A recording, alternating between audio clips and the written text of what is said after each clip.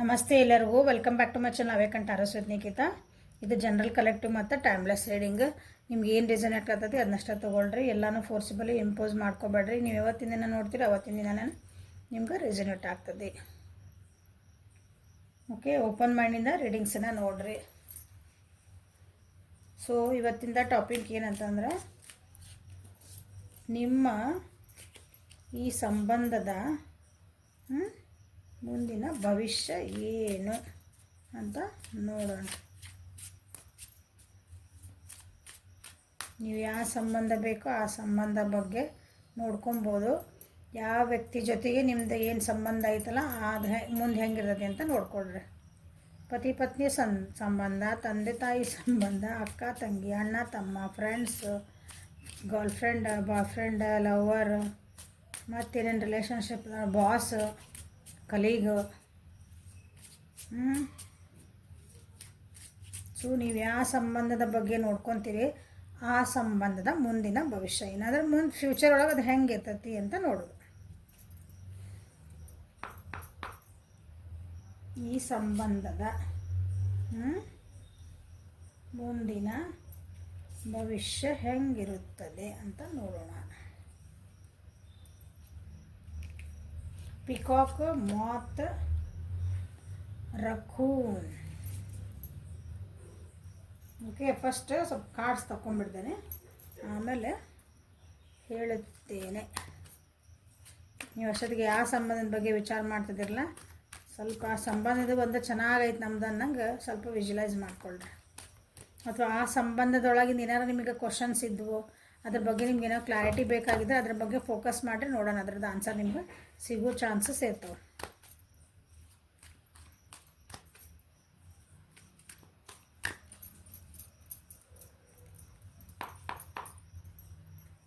Peacock,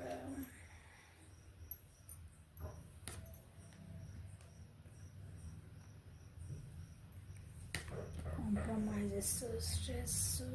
okay, ordinariness ಸ್ವಲ್ಪ ಮ್ಯಾಲ್ ಮಾಡಿಡೋಣ.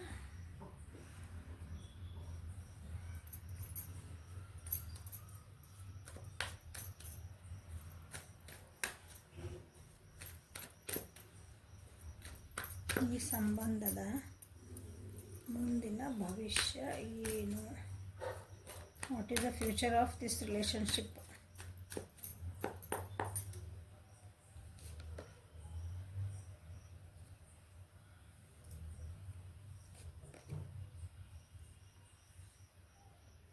Card ಕಾಣಿಸ್ತದವು ಅನ್ಕೊತೀನಿ.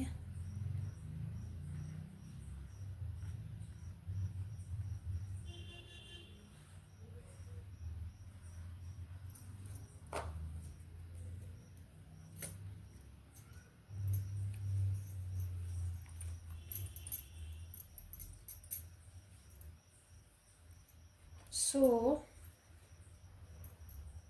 ಇಲ್ಲಿ ಏರ್ ಎನರ್ಜಿ ಮತ್ತು ಅರ್ತ್ ಎನರ್ಜಿ ಜಾಸ್ತಿ ಬಂದವು.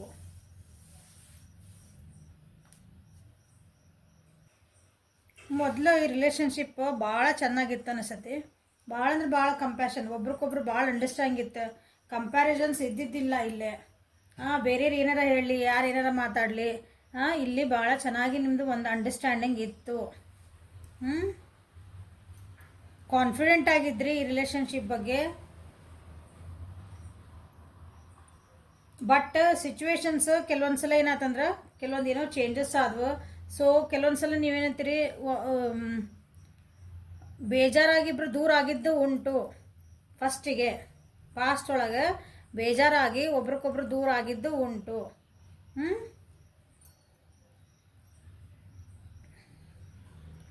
ಬಟ್ ಆದರೆ ಅಂಡರ್ಸ್ಟ್ಯಾಂಡಿಂಗ್ ದೂರ ಆಗಿರಿ ಅಂತಂದ್ರೂ ಹಿಂಗೆ ಸುಮ್ಮನೆ ಮಾತುಕತೆ ಬರ್ತಾವು, ದೂರ ಆದ್ವಿ. ಬಟ್ ಆದ್ರೆ ಏನಂತೀರಿ, ಒಬ್ರಿಗೊಬ್ರು ಬಿಟ್ಟು ಕೊಡುವಂಥದ್ದು ಏನು ಇದ್ದಿದ್ದಿಲ್ಲ ಇಲ್ಲೇ ಮೊದಲಿಗೆ.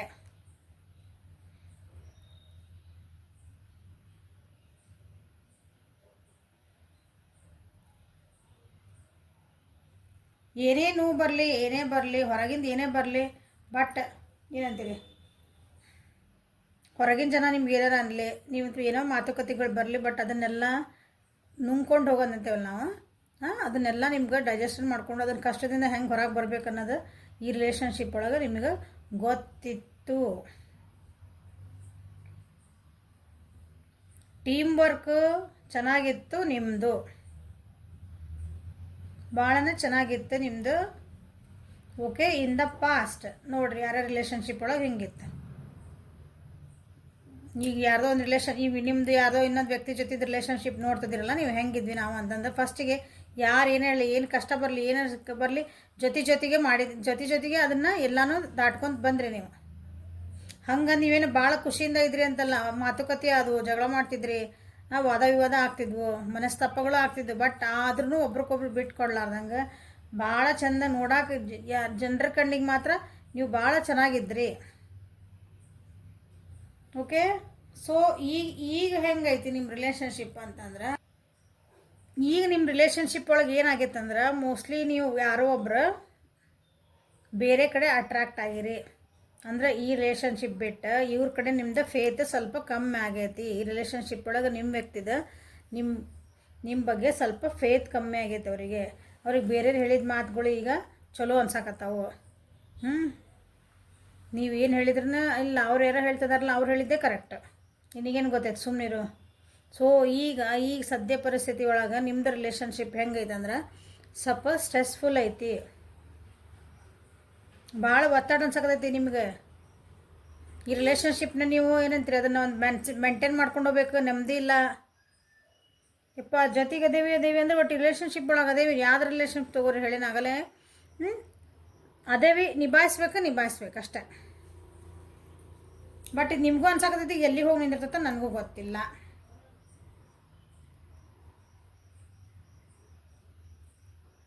ಬೇರೆಯವ್ರ ಮಾತು ಕೇಳಿಕೊಂಡು ಈಗ ನಿಮ್ಮ ರಿಲೇಷನ್ಶಿಪ್ ನೀವು ಗರ್ಲ್ಫ್ರೆಂಡ್ ಬಾಯ್ ನೋಡಕತ್ತಿದ್ರಿ, ಎಕ್ಸಾಂಪಲ್ ಇದೆ, ಉದಾಹರಣೆ ಇದೆ. ಈಗ ನಿಮ್ದೆಲ್ಲ ರಿಲೇಷನ್ಶಿಪ್ ಚೆನ್ನಾಗಿತ್ತ, ಕಷ್ಟ ಸುಖ ಎಲ್ಲ ನೋಡಿದ್ರೆ ಓಕೆ, ಒಂದು ಹುಡುಗಿನ ಅಂದ್ಕೊಳ್ರಿ. ಸೊ ಅದರ್ ಜೆಂಡರ್, ನೀವು ಹುಡುಗಿ ಆಗಿದ್ರೆ ಒಂದು ಹುಡುಗ ಆಗಿದ್ರೆ ಹುಡುಗಿ ಹಿಂಗೆ ಅಂದ್ಕೊಳ್ರಿ. ಸೊ ಈ ಹುಡುಗಿ ಉದಾಹರಣೆ ನಾ ಹುಡುಗಿ ಇದ್ದೀನಿ, ಹುಡುಗಿ ಅಂತ ಹೇಳ್ತಾನೆ. ಸೊ ಆ ಹುಡುಗ ಇದ್ನಲ್ಲ ನಿಮ್ದು ಯಾವ ರಿಲೇಷನ್ಶಿಪ್, ಇನ್ನೊಂದು ಹುಡುಗಿ ಸಿಕ್ಲ, ನಿಮ್ಕಿನ ಜಾಡ್ ಅನ್ಸಿದ್ಲ, ನಿಮ್ಕಿನ ಚಂದ ಇದ್ಲ, ನಿಮ್ಕಿನ ಭಾಳ ಏನಂತೀರಿ ಭಾಳ ಏನಾರ ಡ್ರೆಸ್ಸಿಂಗ್ ಸೆನ್ಸ್ ಚೆನ್ನಾಗಿತ್ತು, ಓದಿದ್ಲು, ದುಡ್ಡು ರಿಚ್ ಇದ್ಲು, ಏನಾರು ಅಂದ್ಕೊಳ್ರಿ. ಬಟ್ ನಿಮ್ಕಿನ ಅಲ್ಲೊಂದು ಏನೋ ಎಕ್ಸ್ಟ್ರಾ ಅನ್ನಿಸ್ತವ್ರಿಗೆ. ಸೊ ಅಲ್ಲಿ ಅಟ್ರಾಕ್ಟ್ ಆದ್ರೆ ಅಲ್ಲಿ ಹೋದ್ರೆ ಏನು ಸಿಕ್ತವ್ರಿಗೆ, ಅಲ್ಲಿ ಹೋದ್ರೂ ಏನು ಖುಷಿ ಸಿಕ್ಕಿಲ್ಲ. ಯಾಕಂದ್ರೆ ದೀಪದ ಹುಳ ಬೆಳಕು ಎಲ್ಲಿ ಕಾಣ್ತದೆ ಅಲ್ಲಿ ಹೋಗ್ತದ, ಆದರೆ ಬೆಳಕೊಳಗೆ ನಾ ಸಾಯ್ತೀನಿ ಅಂತ ಅದಕ್ಕೆ ಗೊತ್ತಿರಲ್ಲ. ಈ ರೀತಿ ಪರಿಸ್ಥಿತಿ ಈಗ ನಿಮ್ಮದು ಸದ್ಯದ ರಿಲೇಷನ್ಶಿಪ್ ಒಳಗೆ ನಡೀತಾ ಐತೆ. ನಿಮಗೂ ಸ್ಟ್ರೆಸ್ ಅದರಿಂದ.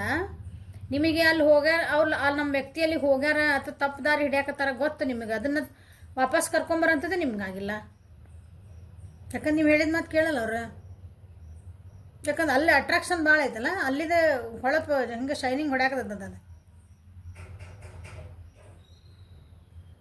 ಸೊ ಹೀಗಾಗಿ ಈಗ ನಿಮ್ಮ ಪರಿಸ್ಥಿತಿ ಮೋಸ್ಟ್ಲಿ ಕಪಲ್ಸ್ ಇದ್ರೆ ಡೈವರ್ಸ್ ಲೆವೆಲಿಗೆ ಹೋಗಿರ್ಬೇಕು, ಸಪ್ರೇಷನ್ ಆಗಿರ್ಬೇಕು ನೀವು. ಕೆಲವೊಬ್ರು ಅಂದ್ರೆ ಪೂರ ಏನಂತೀರಿ ಹಾರ್ಟ್ ಬ್ರೇಕ್ ಆಗಿ ಡಿಪ್ರೆಷನ್ ಒಳಗದೇನು, ನಾನು ದುಃಖದಲ್ಲಿ ಮುಳುಗಿದ್ದೇನೆ ಅಂತೀವಲ್ಲ, ಆ ರೀತಿಯಾದಂಥ ಒಂದು ಪರಿಸ್ಥಿತಿ ಒಳಗೆ ನಿಮ್ಮ ರಿಲೇಷನ್ಶಿಪ್ ಬಂದು ನಿಂತೈತಿ ಈಗ ಸದ್ಯ. ಇದನ್ನು ಬ್ಯಾಲೆನ್ಸ್ ಮಾಡ್ಕೋಬೇಕು, ಆದ್ರೆ ಆಗಿಲ್ಲ ನಿಮಗೆ ಮಾಡ್ಕೊಳಕ್ಕೆ. ಭಾಳ ಕಷ್ಟ ಆಗ್ತಾ ಐತಿ ಈ ರಿಲೇಷನ್ಶಿಪ್ಪನ್ನು. ನೀವು ಭಾಳ ಟ್ರೈ ಮಾಡ್ತಿದ್ದೀರಿ, ಇದು ಮುರಿದು ಹೋಗಬಾರ್ದು, ಈ ರಿಲೇಷನ್ಶಿಪ್ ಬಿಟ್ಟು ಹೋಗಬಾರ್ದು, ಇದಕ್ಕೆ ಎಂಡ್ ಆಗಬಾರ್ದು. ಬಟ್ ನೋಡ್ರಿ ಸದ್ಯ ಪರಿಸ್ಥಿತಿ ಒಳಗೆ ಭಾಳ ಸ್ಟ್ರೆಸ್ ಒಳಗದೀರಿ ನೀವು. ಮೋಸ್ಟ್ಲಿ ನಿಮ್ಮ ವ್ಯಕ್ತಿನಿಗಿಲ್ಲ ನಾನು ಡೈವರ್ಸ್ ಕೊಡೋಕೆ ರೆಡಿ ಆಗೇನಿ, ನನಗಿಲ್ಲ ನಾ ಬಿಟ್ಟು ಹೊಂಟೆ, ನನಗೆ ಇದು ಬ್ರೇಕಪ್ ಮುಗಿಯುತ್ತೆ, ನಂದು ನಿಂದು ಇಷ್ಟು ದಿನ ಏನಾಗಿತ್ತು ಎಲ್ಲ ಬ್ರೇಕಪ್, ಟಾಟಾ ಬಾಯ್ ಹೇಳಿರ್ಬೋದು ಇಲ್ಲಿ ಕೆಲವೊಬ್ಬರಿಗೆ. ಹಾಗಾಗಿ ನಿಮಗೆ ಭಾಳ ನೋವಾಗ್ಯಾವ. ಆ ಸ್ಟ್ರೆಸ್ ಆ ಒತ್ತಡ ನಿಮಗೆ ತಡ್ಕೊಳೋದು ಆಗವಲ್ದು. ಮಾನಸಿಕ ಒತ್ತಡ ಐತಲ್ಲ, ಇದು ನಿಮ್ಮಿಬ್ಬರಿಂದ ಬಂದಿರೋದಿಲ್ಲ, ಹೊರಗಿಂದ ಬಂದಿರೋದಿಲ್ಲ. ಹೊರಗಿಂದ ಏನಂತೀರಿ ಹಿಂಗೆ ಗಿಮಿಕ್ಸಿಗೆ ಮಳ್ಳಾಗಿ ಅಂತಾರಲ್ಲ, ಹಂಗೆ ಬಂದಿರೋದು. ಇನ್ನೊಬ್ರ ಮಾತು ಕೇಳಿ ಅಥವಾ ಇನ್ನೊಬ್ರು ಏನೋ ಹೇಗೆ ನೋಡಿಕೊಂಡು ಬೇರೆ ಜೊತೆಗೆ ಒಂದೇ ಏನಂತೀರಿ ಕಂಪ್ಯಾರಿಸನ್ ಮಾಡ್ಕೊಂಡು ನಿಮ್ಮನ್ನು ನೀವು ಎಷ್ಟೇ ಚೆನ್ನಾಗಿರಿ, ಎಷ್ಟೇ ಒಳ್ಳೆಯರಿ, ಅವ್ರಿಗೆ ಗೊತ್ತು ನೀವೆಲ್ಲ ಚೆನ್ನಾಗದಿರಿ, ಒಳ್ಳೆಯದಿರಿ. ಬಟ್ ಆದರೂ ಅಲ್ಲ, ಈ ಈಗ ಹೆಂಗೆ ಈಗ ಉದಾಹರಣೆ ನಾ ಸೀರೆನ ಹೇಳ್ತೇನೆ ನಾನು ಹೆಣ್ಮಕ್ಳಾಗಿರೋದ್ರಿಂದ. ಸೊ ಈ ಸೀರೆ ಚೆನ್ನಾಗೈತಿ ತಡಿ, ಇಲ್ಲ ಆ ಅಂಗಡಿ ಒಳಗೆ ಹೋದ್ರೆ ಇನ್ನೊಂದು ಸೀರೆ ಚೆನ್ನಾಗಿರೋದನ, ಅಲ್ಲೂ ಒಂದು ಸಲ ಹೋಗಿ ನೋಡ್ಕೊಂಬರಲ್ಲ, ಆಮೇಲೆ ಬಂದು ಸೆಲೆಕ್ಟ್ ಮಾಡ್ಕೊಂಡು. ಯಾಕಂದ್ರೆ ಈ ಸೀರೆ ಇಲ್ಲೇ ಇರ್ತೈತಿ, ನಾವು ಹೇಳೋಬಿಟ್ರೆ ಇದು ಎಲ್ಲೂ ಹೋಗಲ್ಲ, ಅಂದ್ರೆ ನೀವಲ್ಲಿ ಇನ್ನೊಂದು ಇದೆಲ್ಲ ಬಿಟ್ಟು ಹೋಗಲ್ಲ ಇದು.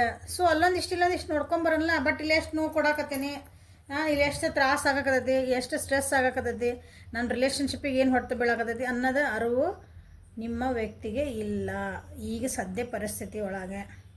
ಸೊ ನೀವೂ ಹೇಳ್ತಿರ್ಬೇಕು I am going to finish this, no ಅದಕ್ಕೆ ನಾನು ಫುಲ್ ಸ್ಟಾಪ್ ಆಗ್ತೀನಿ.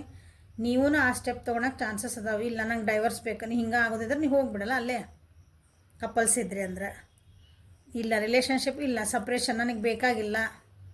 ನೀವೂ ಯಾಕಂದ್ರೆ ಇಂಥ ನೋವಿದ್ರೂ ಕೆಲವೊಂದು ಸಲ ಅಂಥ ಡೆಸಿಷನ್ ಮಾಡ್ಕೊತಿರ್ಬೋದು, ಕೆಲವೊಬ್ರು ಹಂಗೆ ಅದಿರಿ. ಬಟ್ ಇಲ್ಲಿ ನಿಮ್ಮ ವ್ಯಕ್ತಿನ ನಿಮ್ಗೆ ನೋವು ಕೊಟ್ಟಿರೋದು ಭಾಳ ಐತಿ. ಸೊ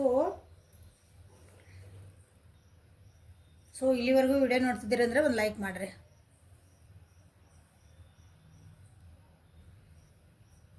ಸೊ ಈಗ ಫ್ಯೂಚರ್ ಒಳಗೆ ನಿಮ್ಮದು ಹೆಂಗಿರ್ತಪ್ಪ ರಿಲೇಷನ್? ಈಗ ಹೌದ್ರಿ, ಈಗ ಹಿಂಗೆ ನಡ್ದೈತಿ, ಏನು ಮಾಡೋದೈತಿ ಈಗ ಮುಂದೆ ನೀವು ಸರಿ ಮಾಡ್ಕೊಳಕ್ಕೆ ಸಾಧ್ಯನಾ?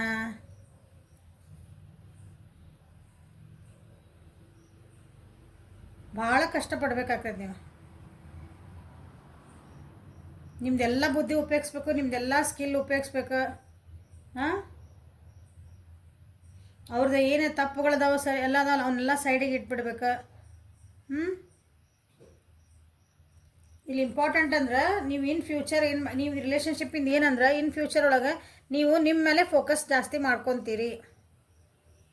ನೀವು ಆ ವ್ಯಕ್ತಿ ಕಡೆ ಏನು ಎನರ್ಜಿ ಹಾಕ್ತಿದ್ರಲ್ಲ, ಈಗ ನನಗೆ ಈ ಜೀವನದಾಗ ನನಗೆ ಅವ್ರು ಚೆನ್ನಾಗಿರಲಿ, ಅವ್ರು ಬೇಕು, ಅವ್ರಿಗೆ ಒಳ್ಳೇದಾಗಲಿ, ಅಯ್ಯೋ ಅವ್ರಿಗೆ ನೋವು ಆದರೆ ನನಗೆ ನೋವು ಆಗ್ತೈತಿ, ಅವ್ರು ಊಟ ಮಾಡಿಲ್ಲ ನಾವು ಊಟ ಮಾಡಲ್ಲ.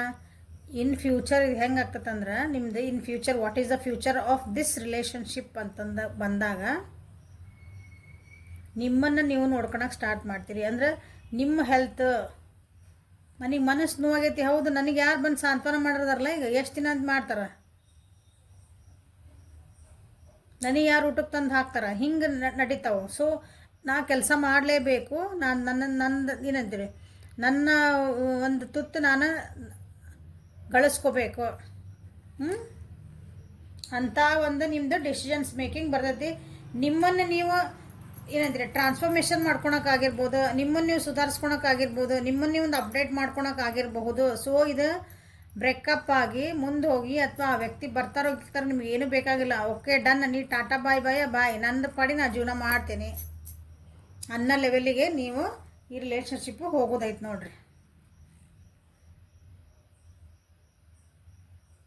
ನಿಮ್ಗೆ ಎಷ್ಟೇ ನೋವಾಗಿರಲಿ, ಎಷ್ಟೇ ದುಃಖ ಆಗಿರಲಿ, ಏನೇ ಆಗಿರಲಿ, ಯಾರ ಮುಂದೆ ತೋರಿಸ್ಕೊಳ್ಲಾರ್ದಂಗೆ ನಕ್ಕೊಂತಾನೆ ನೀವು ನಿಮ್ಮ ಕೆಲಸದೊಳಗೆ ತೊಡಕೊಂತೀರಿ. ಹೆಂಗೆ ನಿಮ್ಮನ್ನು ಹೆಂಗೆ ತೊಡಗಿಸ್ಕೊಳ್ತೀರಂದ್ರೆ ನಿಮ್ಮನ್ನು ನೀವು ಟ್ರಾನ್ಸ್ಫಾರ್ಮೇಷನ್ ಮಾಡ್ಕೊತ ಹೋಗ್ತೀರಿ. ನಿಮ್ದು ಏನೋ ಒಂದು ವರ್ಕ್ ಐತಿ, ನಾ ಇಲ್ಲ ನನ್ನ ವರ್ಕ್ ಪ್ಲೇಸ್ ಒಳಗೆ ನಾ ಅದೇನಿ, ನಾ ಇದ್ರೊಳಗೆ ನನಗೆ ಪ್ರಮೋಷನ್ ಸಿಗಬೇಕು, ನಾ ಇದ್ರ ಮತ್ತೆ ಅಪ್ಗ್ರೇಡ್ ಆಗಬೇಕು, ನೀವೇನೇ ಕೆಲಸ ಮಾಡಿ ನಡೀತೈತಿ. ಇಲ್ಲ ನಾ ಎಲ್ಲೂ ವರ್ಕ್ ಮಾಡಲ್ಲ ಮ್ಯಾಮ್, ನಮ್ಮ ಮನೆಯೊಳಗೆ ಇರ್ತೇನೆ ರೀ, ನಾ ಸ್ಟೂಡೆಂಟ್ ಅದೇ ಅಂದರೆ ನಾವು ಓದಬೇಕು, ನಾವು ಓದ್ತೀನಿ, ಅದ್ರ ಬಗ್ಗೆ ನಾ ಲಕ್ಷ್ಯ ಕೊಡ್ತೀನಿ. ನಾವು ಹೋಮ್ ಮೇಕರ್, ನಾ ಗೃಹಿಣಿ ಇದ್ದೀನಿ, ನಾ ಎಲ್ಲಿ ಹೋಗಿ ನನ್ನ ಮನೆ ಕಡೆ ಲಕ್ಷ್ಯ ಕೊಡ್ತೀನಿ, ನಾನು ನನ್ನ ಮಕ್ಕಳ ಕಡೆ ಕೊಡ್ತೀನಿ. ನನ್ನ ಕಡೆ ನಾನು ಕೊಟ್ಟಿಲ್ಲ ಇಷ್ಟು ದಿನ, ನನ್ನ ಗಂಡ ಮಕ್ಕಳು ಮನೆ ಅನ್ಕೊಂಡು ನನ್ನ ಕಡೆ ನಾನು ಲಕ್ಷ್ಯ ಕೊಟ್ಕೊಳ್ಳಿಲ್ಲ. ನನ್ನ ಹಾಬೀಸ್ ಏನಿದಾವೆ ನಾನು ನೋಡ್ಕೊಳ್ಳಿಲ್ಲ. ನನ್ನ ಬೇಕು ಬೇಡಗಳನ್ನು ನಾನು ಸೈಡಿಗೆ ಇಟ್ಟೆ, ಅವ್ರದ್ದೆಲ್ಲ ಸುಖ ನೋಡಿದೆ, ಎಲ್ಲರಿಗೂ ಖುಷಿ ಇರಲಿ, ನನ್ನ ಕೆಲವೊಂದು ಏನಂತೀರಿ ಸಂತೋಷಗಳನ್ನ ಸೈಡಿಗೆ ಇಟ್ಟೆ. ಹಿಂಗಿರ್ತಾವಲ್ಲ, ಹಂಗೆ ನಿಮ್ಮ ಪ್ರಯಾರಿಟಿ ಫಸ್ಟ್ ನಿಮಗೆ ನೀವು ಪ್ರಯಾರಿಟಿ ಕೊಟ್ಕೊಳಕ್ಕೆ ಸ್ಟಾರ್ಟ್ ಮಾಡ್ತೀರಿ ಈ ರಿಲೇಷನ್ಶಿಪ್ ಒಳಗೆ. ಸೊ ಅದನ್ನು ಬಿಟ್ಕೊಟ್ಟು ಬೇಕಾದ ಕಷ್ಟ ಆಗಲಿ ಏನಾಗಲಿ ನೀವು ಮುಂದೆ ಹೋಗೋಕ್ಕೆ ವಿಚಾರ ಮಾಡ್ತೀರಿ. ನಿಮ್ಮ ಲೈಫ್ ಒಳಗೆ ನೀವು ಒಂದು ಕ್ರಿಯೇಟಿವಿಟಿ ಸ್ಟಾರ್ಟ್ ಆಗ್ತದೆ ನಿಮ್ಮೊಳಗೆ. ನೀನು ಏನು ಮಾಡಲಿ ಅಂತಂದು ಯಾರು ಏನು ಅನ್ಕೊತಾರೋ ನನಗೆ ಬೇಕಾಗಿಲ್ಲ. ಇಷ್ಟು ದಿನ ಏನಿತ್ತಂದ್ರೆ ನಿಮ್ಗೆ ಯಾರು ಏನು ಅನ್ಕೊತಾರೋ ಏನೋ, ಜನ ಏನಂತಾರೋ ಏನೋ, ಆ ವ್ಯಕ್ತಿನ ನಿಮ್ಗೆ ಏನು ಅನ್ಕೊತಾರೋ ಏನೋ, ನಾ ಬಿಟ್ಟು ಹೋಗ್ಬಿಟ್ರೆ ಆ ವ್ಯಕ್ತಿ ಜೀವನ ನಡೀತೈತೋ ಇಲ್ಲ, ಹಿಂಗೆ ಏನೇನೋ ಕಲ್ಪನೆಗಳಿದ್ವು ನಿಮ್ಮ ಒಂದು. ಆದರೆ ಈಗಿಲ್ಲ, ನಾ ಇಲ್ದಂಗೆ ಅವ್ರ ಜೀವನ ನಡೀತೈತಿ ನನಗೆ ಗೊತ್ತು. ಜನ ಮಾತಾಡ್ಕೊತಾರ ಮಾತಾಡ್ಕೊಳ್ಳಿ, ನಿಮ್ಮ ಸ್ವಾಭಿಮಾನ ಇಲ್ಲಿ ಮೇಲ್ಗೈ ಆಗ್ತತಿ. In future of this relationship ಏನಂದ್ರೆ ನೀವು ನಿಮ್ಮ ಸುಧಾರಿಸ್ಕೊತೀರಿ ಇದ್ರೊಳಗೆ. ನಿಮ್ಮ ರಿಲೇಷನ್ಶಿಪ್ ಒಳಗಂದ್ರೆ ಅದು ಬಿಟ್ಟು ಹೋಗುವಂಥದ್ದು ಐತಿ.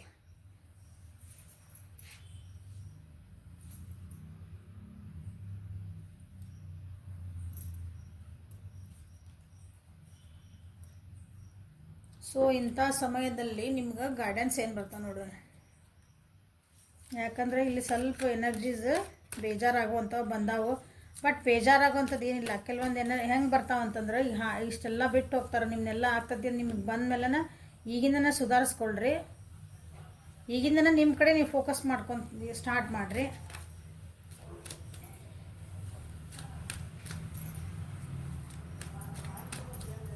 ಸೊ ಏಂಜಲ್ಸ್ ನಿಮ್ಗೆ ಏನು ಇಂಥ ಪರಿಸ್ಥಿತಿ ಒಂದು ನಿಮ್ಮ ಫ್ಯೂಚರ್ ಒಳಗೆ ಬಂದಾಗ ಈಗ ಆಲ್ರೆಡಿ ನಡೀತೈತಿ. ಓಕೆ, ನಿಮ್ಮ ಕಡೆ ನೀವು ಲಕ್ಷ್ಯ ಕೊಟ್ಕೊಳಕ್ಕೆ ಸ್ಟಾರ್ಟ್ ಮಾಡಿರಿ. ನಿಮಗೇನು ಇಷ್ಟ ಅದನ್ನು ಮಾಡೋಕ್ಕೆ ಸ್ಟಾರ್ಟ್ ಮಾಡಿರಿ. ನಿಮ್ಮ ಹಾಬೀಸ್ ಏನದಾವು ಸ್ಟಾರ್ಟ್ ಮಾಡಿರಿ. ನಿಮ್ಮ ವರ್ಕ್ ಕಡೆ ಲಕ್ಷ್ಯ ಕೊಡ್ರಿ. ಮನಿ ಮಂತನ ನಿಮ್ದು ಏನೈತಲ್ಲ, ನಿಮ್ದು ಇಂಪಾರ್ಟೆನ್ಸ್ ಏನೈತಲ್ಲ, ನಿಮ್ಮ ಪ್ರಯಾರಿಟಿ ಚೇಂಜ್ ಮಾಡ್ಕೊಳ್ರಿ. ಇದಕ್ಕೆ ಭಾಳ ಒತ್ತು ಕೊಡ್ತಿದ್ರಿ ಅಂದರೆ ಈ ವ್ಯಕ್ತಿಗಾಗಿ, ಈ ಸಂಬಂಧಕ್ಕಾಗಿ ನೀವು ಭಾಳ ಟೈಮ್ ಕೊಟ್ರಿ, ಭಾಳ ಎನರ್ಜಿನ ಹಾಕಿದ್ರಿ ಅನಿಸ್ತೈತಿ. ಬಟ್ ಏನು ಸಿಕ್ಕಿದ್ದು ನಿಮಗಲ್ಲೇ ಸಿಕ್ಕಿದ್ದು ಲಾಸ್ಟಿಗೆ ನೋವು. ಸೊ ಇನ್ಮೇಲೆ ಅದನ್ನು ಹೊರಗೆ ಬರ್ರಿ. ಯಾಕಂದ್ರೆ ನೀವು ನಿಮ್ಮ ವ್ಯಕ್ತಿತ್ವ ಹೆಂಗೈತಂದ್ರೆ ನೀವು ಭಾಳ ಎನರ್ಜೆಟಿಕ್ ಪರ್ಸನ್ ಅದಿರಿ. ಎನರ್ಜೆಟಿಕ್ ಪರ್ಸನ್ ಅಂದರೆ ನಿಂಗೆ ಭಾಳ ನಿಮ್ಮ ನೋಡಿದ್ರೆ ಖುಷಿ ಎಷ್ಟು ಸ್ಟ್ರಾಂಗ್ ಅದಾರಲ್ಲ ಇವರು, ಎಷ್ಟು ಖುಷಿಯಿಂದ ಇರ್ತಾರೆ, ಯಾವಾಗಲೂ ಲವಲವಿಕೆಯಿಂದ ಇರ್ತೇವೆ ಅಂತಾರಲ್ಲ ಅಂಥ ಪರ್ಸನ್. ಸೊ ನೆಕ್ಸ್ಟ್ ನೀವು ಹಂಗೆ ಆಗ್ತೀರಿ.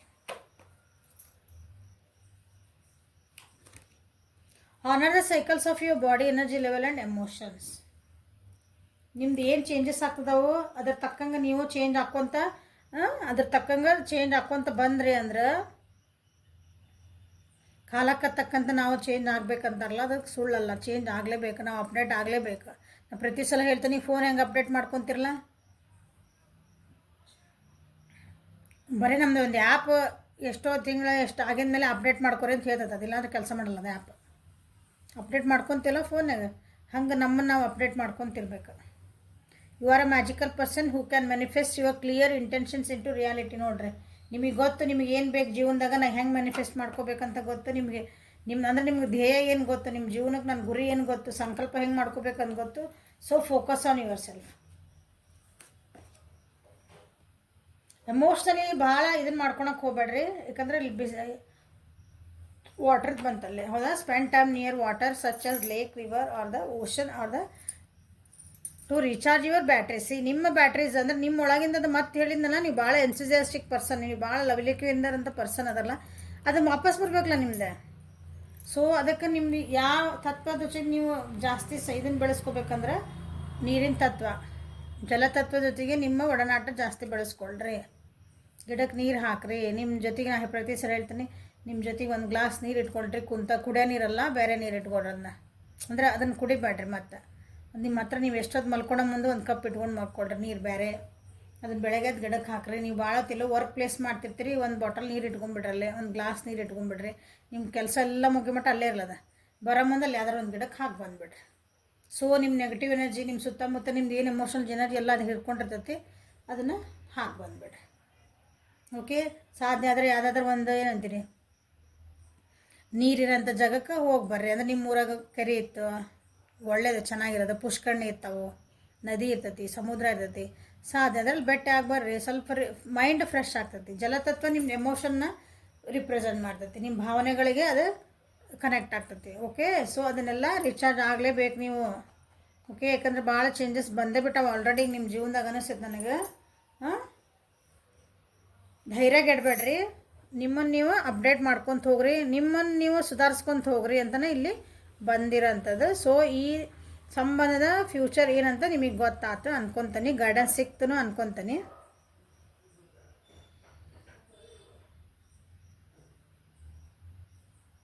ಸೊ ಲೈಕ್ ಮಾಡಿರಿ, ಶೇರ್ ಮಾಡಿರಿ, ಸಬ್ಸ್ಕ್ರೈಬ್ ಮಾಡಿರಿ.